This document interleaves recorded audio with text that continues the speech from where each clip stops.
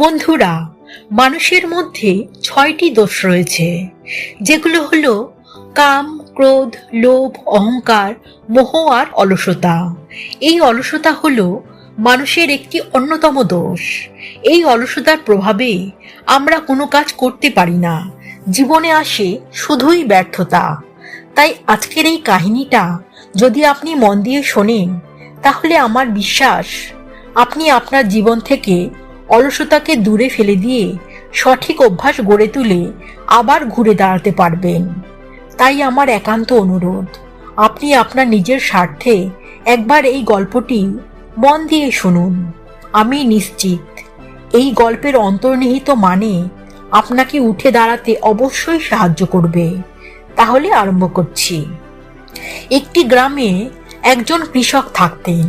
তার অনেক চাষের জমি ছিল, তাই সে বছরের বিভিন্ন সময়ে তার জমিগুলোতে নানা ধরনের ফসল ফলাতো। সেই রকমের একটি ফসল ভর্তি জমিতে একদিন দুটি চড়ুই পাখি এসে হাজির হয়। জায়গাটা তাদের বেশ পছন্দ হয় এবং কিছুদিনের চেষ্টায় খড়কুটো দিয়ে একটি সুন্দর বাসা বানিয়ে ফেলে।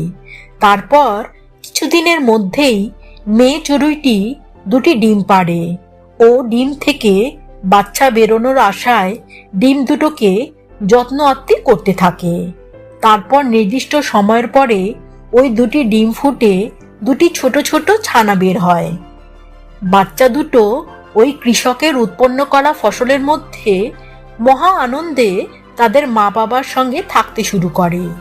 কিছুদিন পরে ওই বাচ্চা দুটির খাবারের যোগান দেওয়ার জন্য এবং নিজেদের খাবার জোগাড় করার জন্য সকালবেলাতেই মা ও বাবা পাখি দুটিকে ক্ষেতের পাশের জঙ্গলে চলে যেতে হতো। তারপর বিকেলের দিকে নিজেরা খেয়ে ফিরে এসে বাচ্চাদের জন্য আনা খাবার তাদের খাইয়ে ওই বাসাতেই স্বাধীনভাবে পাখি দুটি থাকতে শুরু করে। এরপর একদিন বাবা ও মা পাখি দুটি সকালের প্রতিদিনের মতো খাবারের সন্ধানে চলে গেল এবং বিকালের দিকে ফিরে এসে দেখল তাদের বাচ্চা দুটি খুব ভয় পেয়ে আছে। বাচ্চারা এত ভয় পেয়ে আছে দেখে তারা জিজ্ঞাসা করে, বাচ্চারা, তোমরা এত ভয় পেয়ে আছো কেন? কি হয়েছে? উত্তরে বাচ্চারা বলে, আজ জমির মালিক এসেছিল তার ছেলেকে নিয়ে। সে তার ছেলেকে বলছিল যে কাল যেন এখানে এসে সব ফসল কেটে নিয়ে যায়। কিন্তু মা, আমরা তো এখনো খুব ছোট, ভালো করে উঠতেই পারি না। তাহলে কি হবে? কাল যদি ছেলেটি ফসল কাটতে আসে, তবে আমরা কোথায় যাব?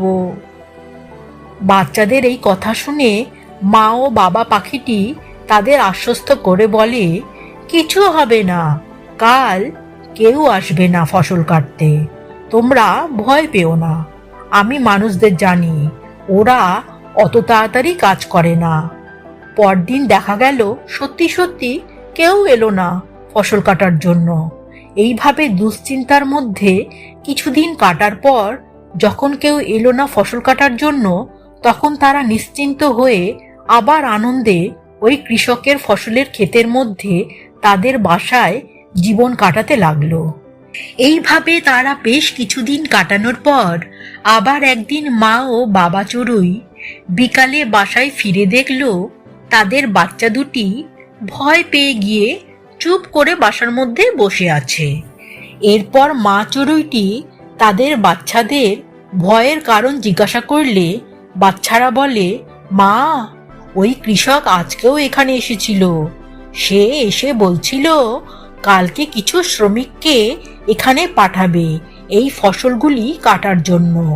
এবার তাহলে আমাদের কি হবে মা? বাচ্চাদের কথা শুনে মা চড়ুইটি বলে, চিন্তা করো না বাচ্চারা, কালকেও কেউ আসবে না ফসল কাটার জন্য। আমরা এখানে নিশ্চিন্তে দিন কাটাতে পারবো। এরপর ঠিক তাই হলো। মা চড়ুইয়ের কথাই ফলে গেল। পরের দিনও কেউ এলো না ফসল কাটার জন্য। আবার কিছুদিন নিশ্চিন্তে কাটানোর পর একদিন বিকালে বাসায় ফিরে চড়ুই দম্পতি দেখল তাদের বাচ্চারা একটু ভয় পেয়ে বসে আছে।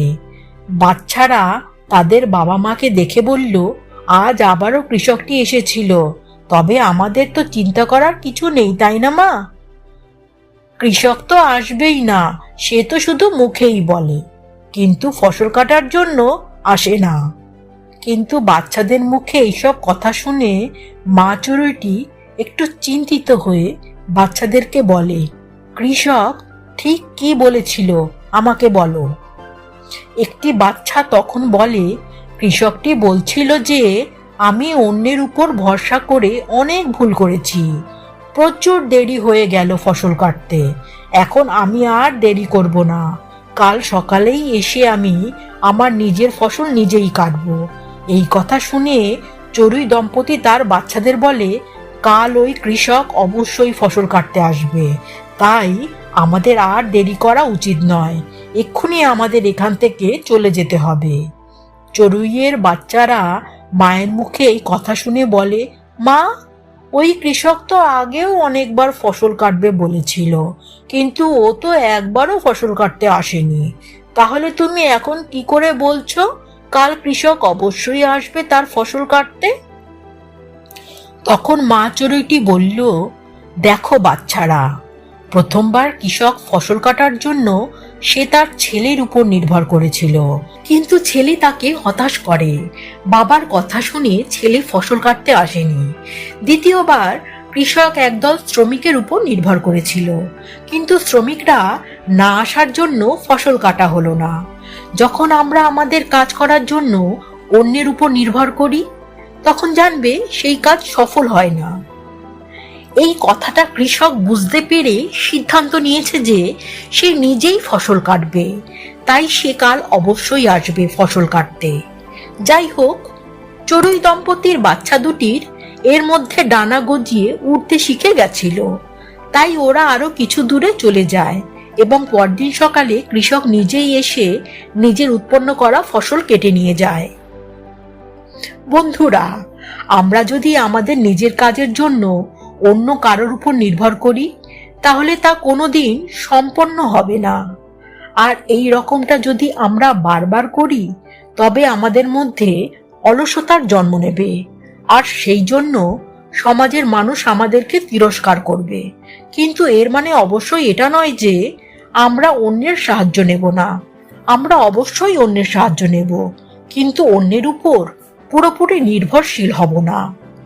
আমরা যদি আমাদের নিজের কাজ দায়িত্বের সঙ্গে সঠিক সময়ের মধ্যে সম্পন্ন করতে চাই, তবে আমাদের নিজের কাজ নিজেকেই করতে হবে। তাই নিজের কাজকে সঠিক সময়ে সম্পূর্ণ মর্যাদা দিয়ে করলে আমরা একজন মর্যাদা সম্পন্ন মানুষ হয়ে উঠতে পারবো। আর একজন মর্যাদা সম্পন্ন ব্যক্তিকে সমাজের সবাই পছন্দ করে। তাই নিজের কাজ অন্যের উপর নির্ভর না করে নিজেই করুন, দেখবেন একদিন আপনি সমাজে অনেক উঁচু স্থান অধিকার করেছেন। তো বন্ধুরা, ভিডিওটি আপনাদের কেমন লেগেছে তা কমেন্ট করে অবশ্যই আমাকে জানাবেন। আর ভিডিওটি যদি মনের মতো হয়, তবে অন্তত একজনকে অবশ্যই শেয়ার করবেন। আর চ্যানেলে নতুন যারা এসেছেন, তাদের আমার বিনীত অনুরোধ, চ্যানেলটিকে সাবস্ক্রাইব করে পাশে থাকা বেল বাটনে অল সিলেক্ট করে আমার পাশে থাকবেন দয়া করে। আপনার মূল্যবান সময় আমাদের দেওয়ার জন্য আপনাকে অসংখ্য ধন্যবাদ। ভালো থাকবেন। নমস্কার।